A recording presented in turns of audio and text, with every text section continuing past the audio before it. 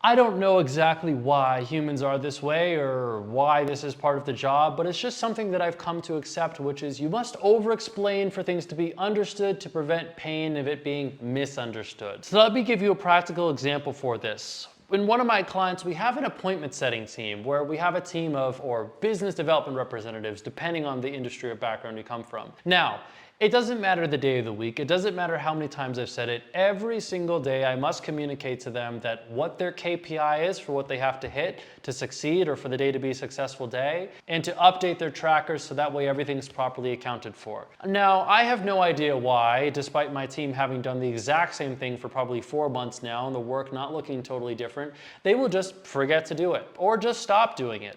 But once more, you have to realize that there is a reason why you are in the management position and they are being managed. It's because if they had that ability to keep things tidy and orderly, well, they would be in your shoes, which is precisely why you get paid what you get paid, because you have the habit of consistency and keeping things tidy and not needing to be reinforced or reminded of the basics. However, I find that with the teams, no matter what the department is, whether you're a salesperson or a business development representative, I will always need to explain and re-explain and over-explain how to do your data, how to keep your trackers clean, and more importantly, what your performance expectation is to stay in your position or to succeed at your job. Now, what's really typical is that people feel that they are repeating themselves or explaining themselves and tend to get defensive and take it personally, like their team's not listening to them or ignoring them or trying to circumvent the rules and standards that you put in place. However, I've always found that it's best to look at human behavior as it's very innocent as opposed to it having any sort of negative intent behind it.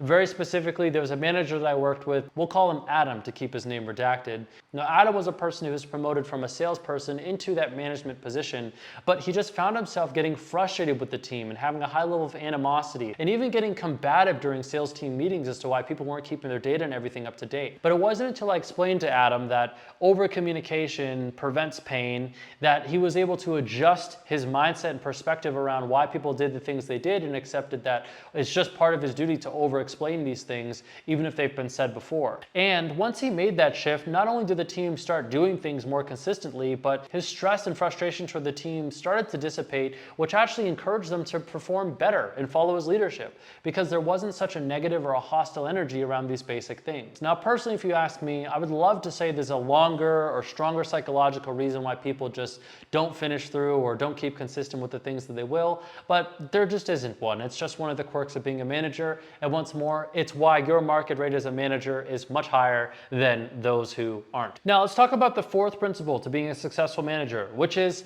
simplicity. It is really easy as a manager to get pulled into the different types of KPIs and numbers, or maybe you look on YouTube and start seeing different expectations or different management philosophies, or maybe the business that you're working for brings some new sort of incentive structure into play and want to make sure that you're hitting certain projections or targets that maybe were once numbers you never looked at before or never even considered while you were an individual producer.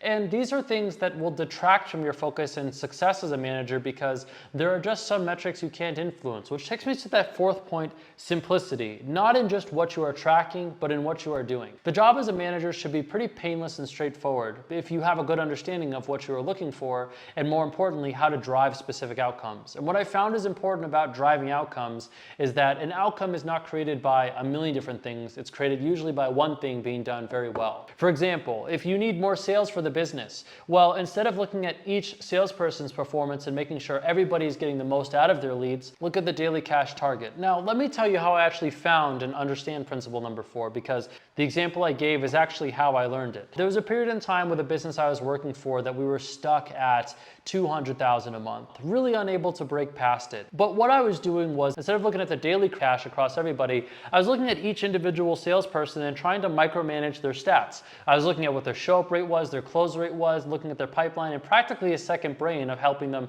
figure out and prioritize which deals to close. But what I found is that that led me nowhere. I also didn't find it would be sustainable because as I hired more people, it'd be more trackers I'd have to look into, more pipelines I'd need to manage, and it just seemed really insufficient because no matter how much I looked and tried to control someone's pipeline, well, we just weren't growing. And that's when I had a big shift. Well, instead of looking at each individual person's performance, why don't I just look at our daily cash as a business and what can I do to move that metric? How do I simplify things to look at one big number that will move all the numbers? And when when I took my focus off the individual producer to the collective cash we produced that day, well, something miraculous happened.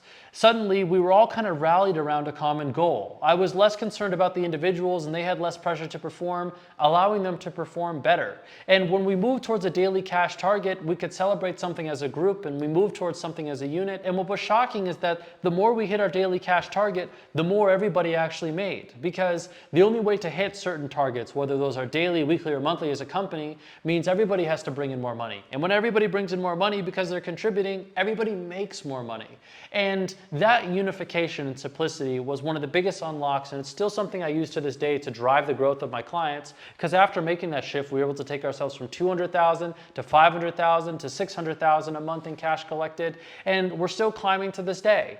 But that's when I took the shift off of the individual to looking at the whole that we are all moving towards and understanding what is the one metric that drives everything else, as opposed to cleaning up or trying to micromanage everyone's individual stats.